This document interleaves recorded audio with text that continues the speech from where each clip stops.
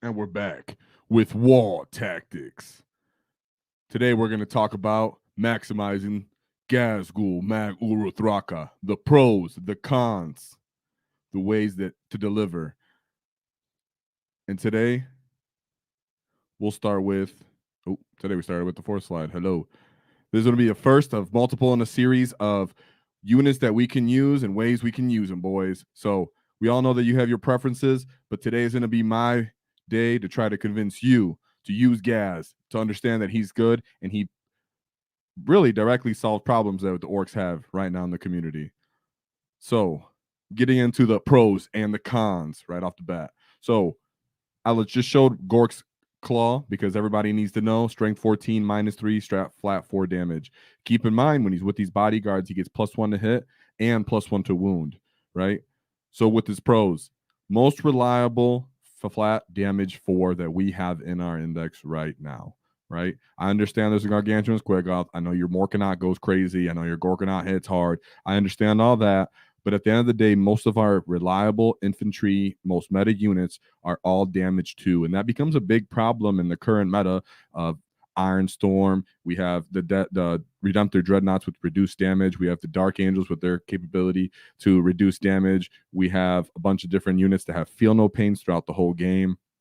So as a whole, having a straight damage 4 and -3 AP is very vital for orcs. Is something that we really lack. Next is the dev wound potential. Not only talking about damage 4, but you're talking about the fact that you can deliver that damage 4 with possible dev wounds during the wall if you keep those bodyguards alive. And that's what I like to keep is some bodyguards in my unit. Now, how many bodyguards would you say?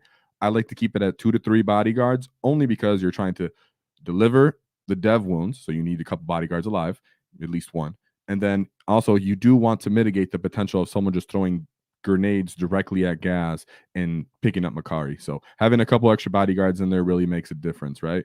Speaking of saves in Makari, we have good saves because Gaz is one of the few models, because a lot of orc models don't have great armor saves, that has a 2+ armor save on top of his Meganom. So that means with a small arms fire, he actually does great at people trying to chip him down and kind of deal with him. It takes a while for people to really find the proper weapons to put into him. And even then, that means he's so not taking damage on the trucks. You're not taking damage on Maz, on your squigs, all stuff, types of things like that.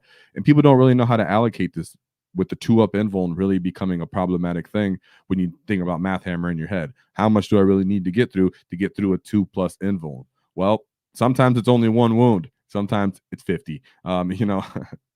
Being facetious. But it becomes a big factor when your enemy's trying to allocate resources to certain parts of the battlefield and they know, hey, there's a 2-up invuln right there in my face.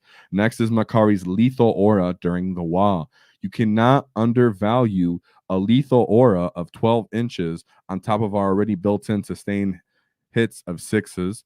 Now, if you maximize Unbridled Carnage for critical 5+, that means now during Makari's WAAAGH, you get 1 unit that can now use lethal 5+ sustain 5+ as well. So you take something like a Knob unit, you take something like Squighog boys, you take a unit of 20 boys during a wall, Beast Snagga boys. All these different units are now getting lethal, and with the volume attacks orcs get, you cannot underestimate the potential of lethal wounds, which Makari's giving this off through a huge aura. Now, some people will argue, hey, Eddie, that is a win more situation. Let me tell you, if you're already maximizing this during the wall, you were already going to win anyways. No, I actually would argue it's the opposite. The WAAAGH is one of the only rules in the entire Warhammer 40K where the entire army really relies on that for its swing on that 1-player battle round, right? So when the WAAAGH goes off, you need to have pretty much, you understand when you're doing it, all of your cards are going in the bank.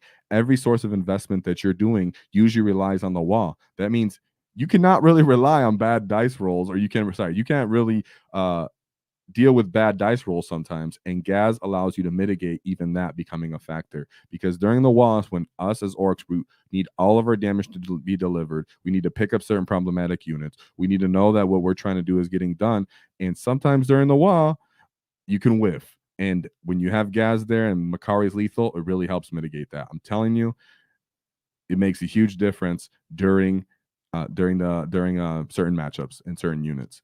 Next is he's a direct answer to our problematic matchups. This video is being taken prior to the post data slate that's coming out in January, hopefully is what we're thinking.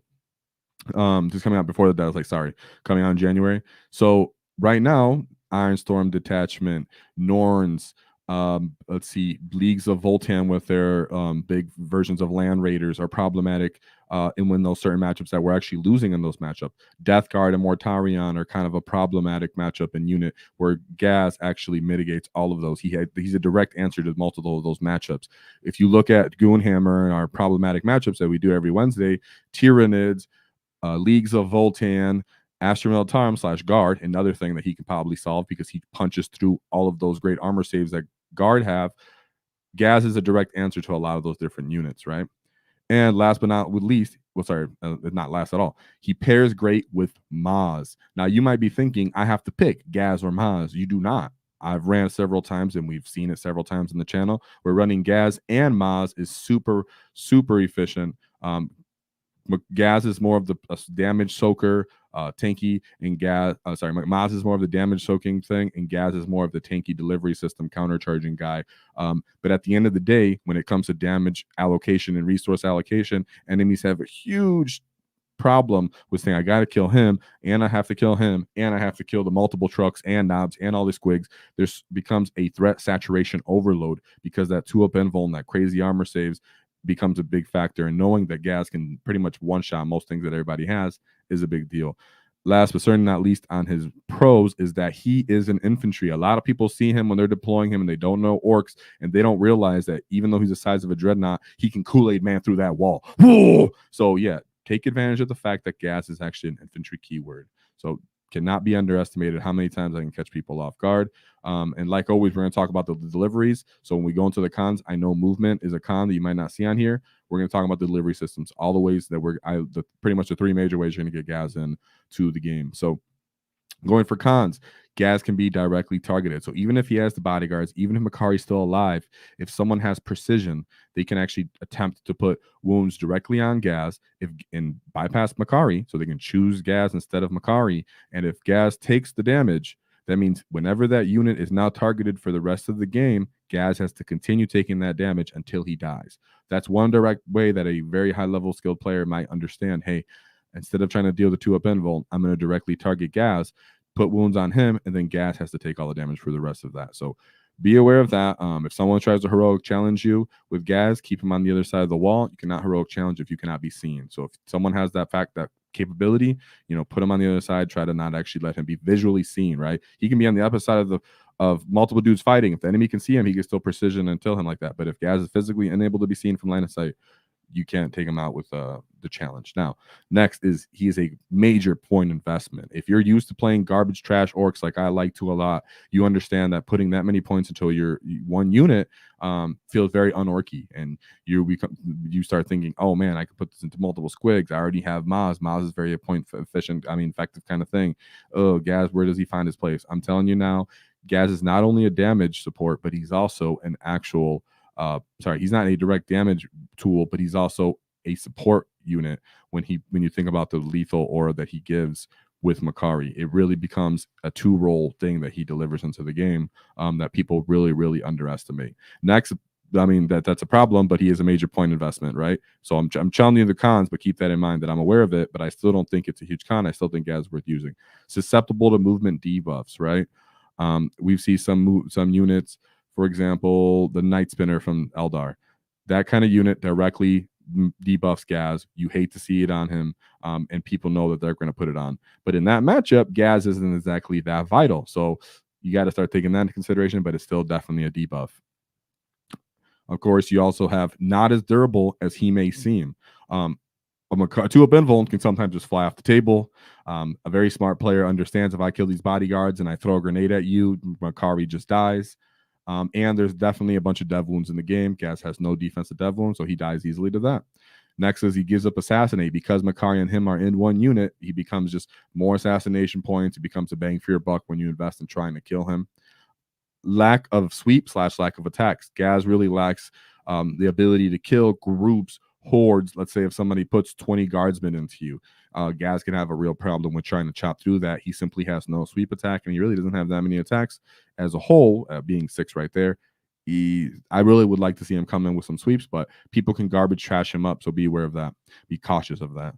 Next is Great invulns. Let's see if he goes against Lionel Johnson. Sometimes even a 4-up invuln is too much for him. It can lead to very swingy outcomes. And last but certainly a big con as well is because the swingy invulns is also why he heavily relies on the wall and the bodyguards in his unit, because he really goes off the most when he has the dev wound potential with him. So I still understand these cons from Gaz, but I really think the pros outweigh it. You can see in a lot of different lists that we've provoked and showed that he does great. He I don't think he's actually going to be one of the units that's going to get hit with the data slate changes. That's why I'm actually putting this out for Gaz, because Maz is now most likely going to get hit. If GW decides to go overboard, which they sometimes do, like they did with the Beast Boss on foot, Gaz might become the direct swap out right there, or just your Beast Boss on Squigosaur might be the direct default, which means now you lose the Maz 4 damage from his mount. You lose him actually being damaged on 3 with his Choppa as well. So you start missing out on multi damage when Maz, if he does take a debuff, a point increase. So Gaz is still very useful, but let's talk about his delivery, right? So methods of delivering Gaz. I'll fight you right now. You who's arguing with yourself and about to write that comment about the battle wagon, yes, Gaz can go in a battle wagon.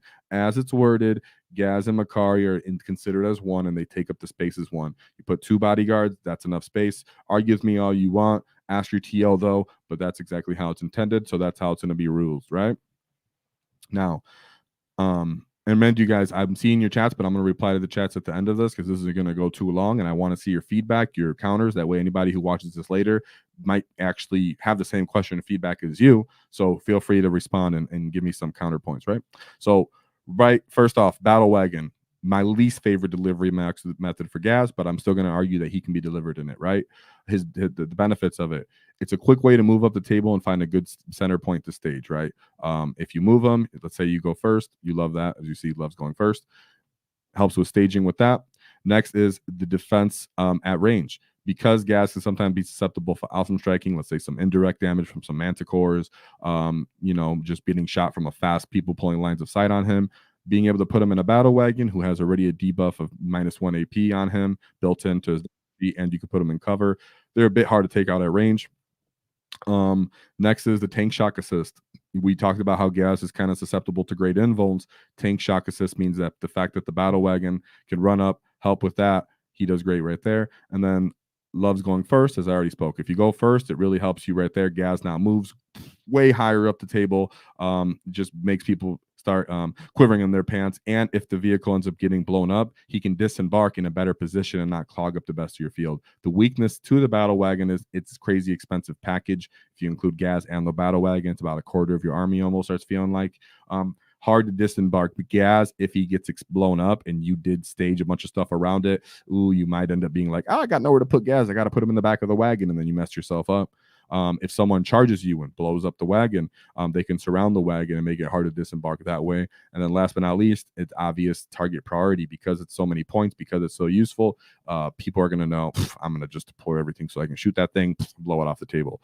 So it is my least favorite way to deploy Gaz, but I still wanted to bring it up. Real quick before I go into the on table, we have 5 gifted subs. Whoa, from Eco. I appreciate you. You get whoa. I appreciate the support, you guys. It means a lot to me. I'm working on doing TTS so I can do a much more visual kind of representation of what I'm saying here. So give me some time to get better at that. I appreciate you guys a lot. I must do great. I must do better because it's the rise of the green tide. And another shout out to Gifted Joe, whoa, from 5 gifted memberships. So if any of you gits are in this chat and don't have a gifted membership, you better tack on and get stuck in. I see you, America, with Rapid Ingress. Yes, we're going to talk about Rapid Ingress right here, America, for you sure. So I appreciate you guys supporting. That means a lot. But let's get back into it. Stuck in, lads. So we have on the table. So method of delivery on the table. Like I said, I like a 2 to 3 man unit on the table. That's all you really need, in my opinion. If you start getting more, you make a crazy profile where he could just start getting shot from all directions. You can't hide it ever. 2 is just good enough where you can still hide. 3 is good enough where you could take a bunch of shots and a grenades and then move up, in my opinion. Then you have center. You place him pretty much in deployment. Center, slightly into the center, behind terrain.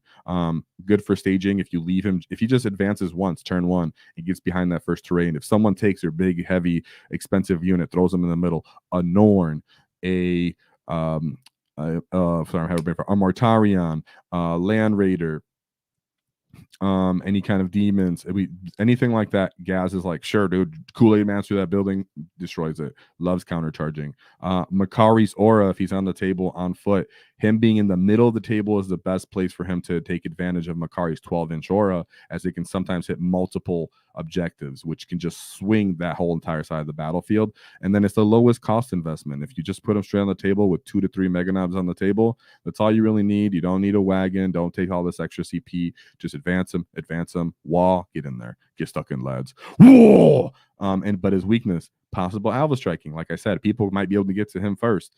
They might be able to take lines of fire and shoot him. They might have really good, let's say, 8-bound running at him and charge across the table and get into him first.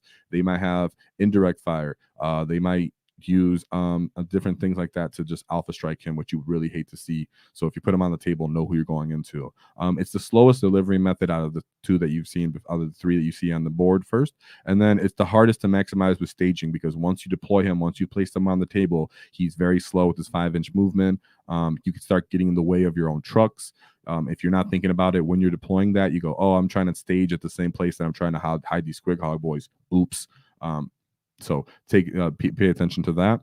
Then you have rapid ingress, right? Rapid ingress is probably the easiest, more safest from alpha striking way you put them on the table. Don't have to worry about getting shot. Don't have to worry about lines of fire.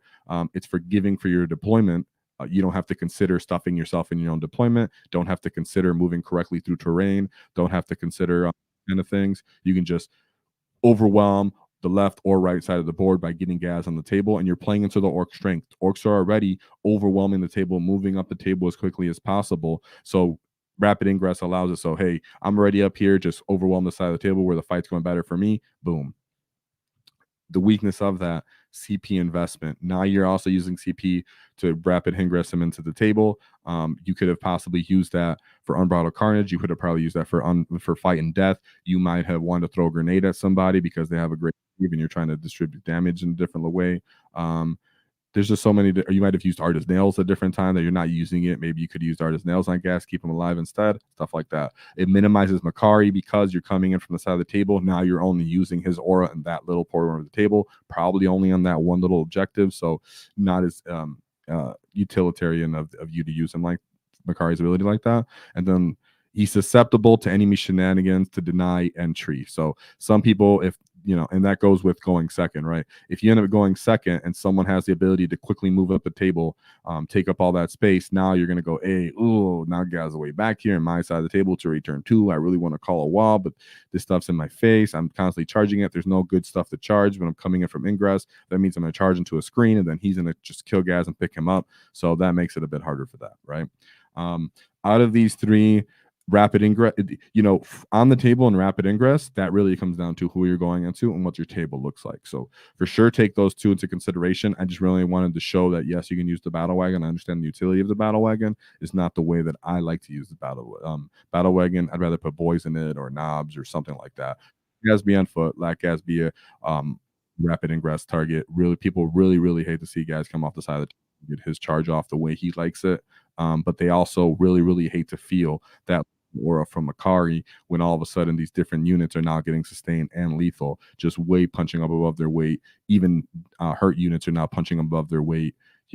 It becomes obnoxious, and orcs really do suffer and struggle with some of these T11, T10 units if you're not using squigs, if you're not doing beast snaggers. So for that, you really might just really appreciate him on your list just for that. If you as an individual want to use Squighog Boys as much to really just solve all your problems, Ghazghkull and those other units in the orcs index to solve problems for him, because of Makari's ability now allows knobs to punch way above their weight class. It allows flash kits to now punch and appreciate the fact that they get a built-in 4 attacks each.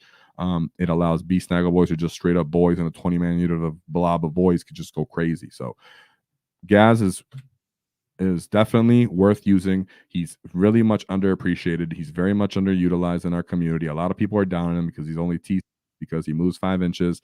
Don't think about any of those things. Think about that the table is at your disposal as an orc player, because your key as an orc player is board control as it is.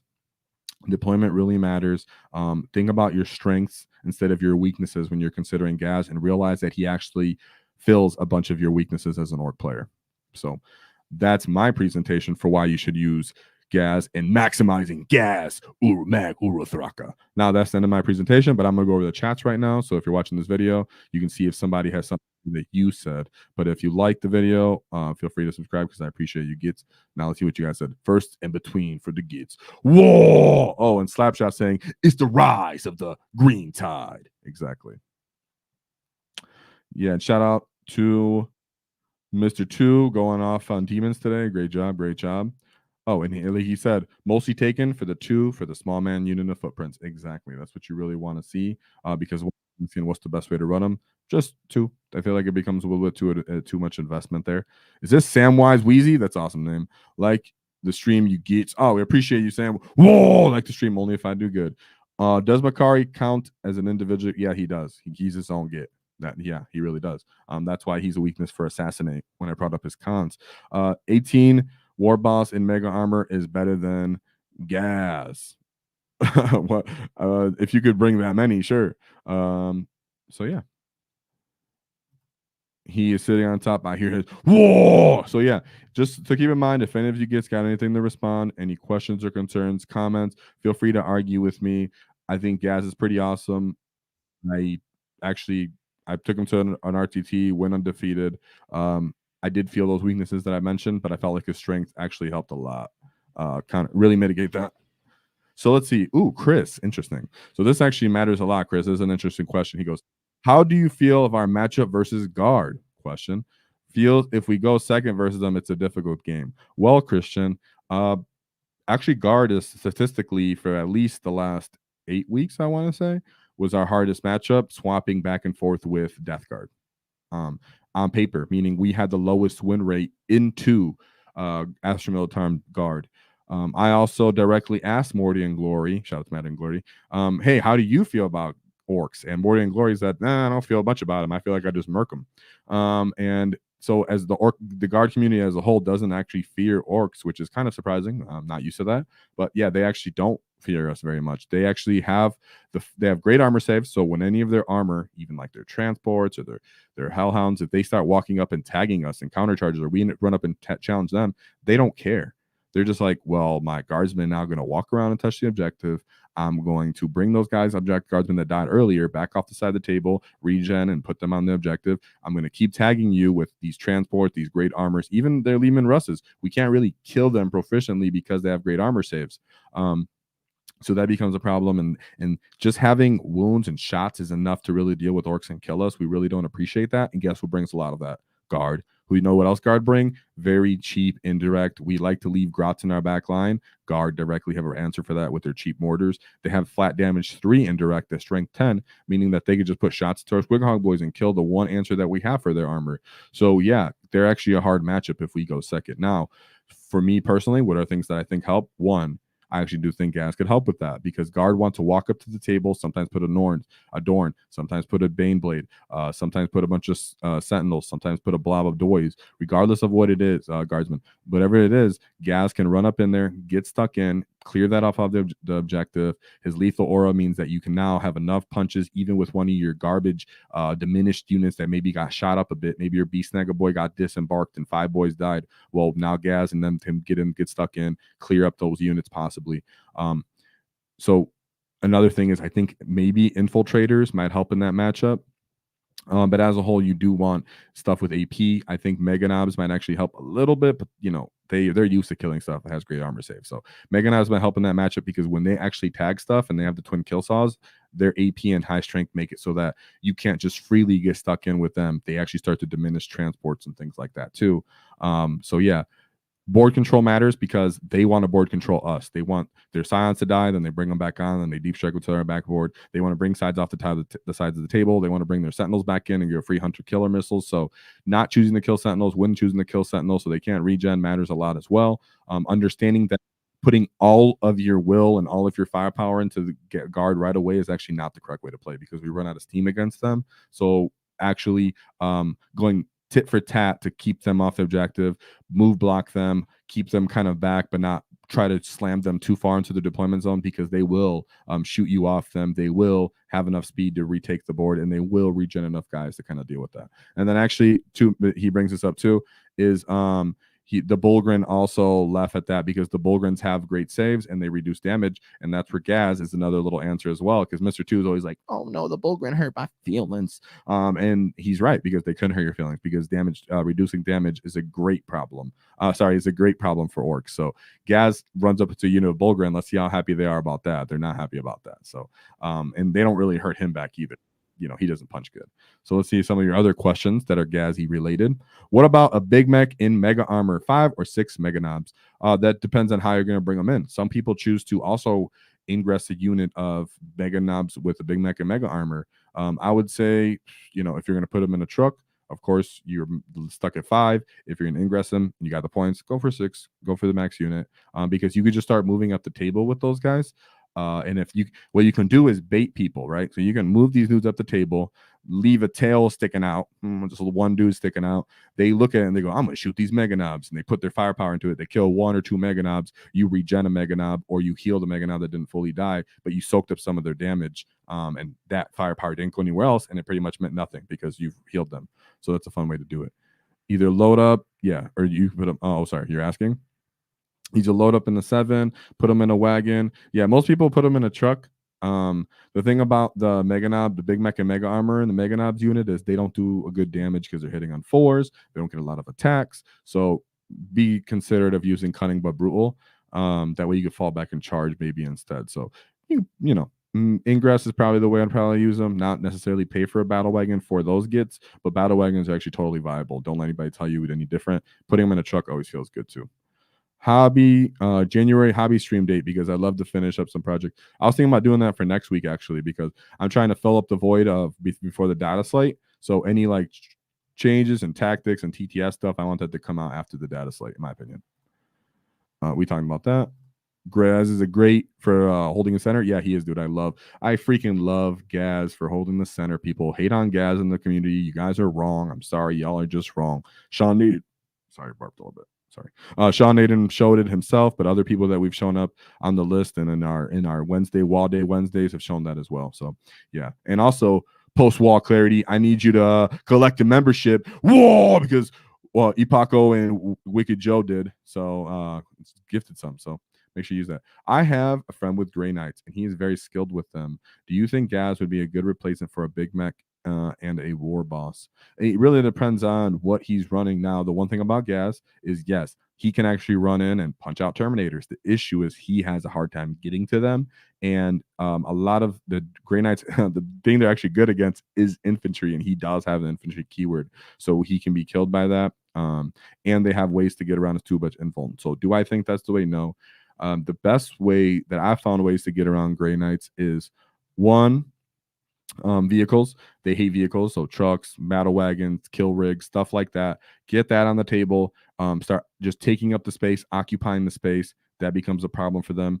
Anything that can move quickly up the table, Death Killer, War Trike with Feel No Pain is annoying. Start stuffing them in their back zone. So occupying the table as quickly as possible against Grey Knights helps swing that game, because they want to come down, shoot you a little bit, maybe charge you, and then try to jump back up again, or just stay back far enough where you can't get to them. So just holding the table all over the place, giving up a little portion, knowing that they can do the 3-inch deep strike, and then just taking everywhere else matters. Or if you don't want to give them up that 3-inch deep strike, just overwhelm it with OC, or just make a circle, a ring around it so they can't tag it. Sorry.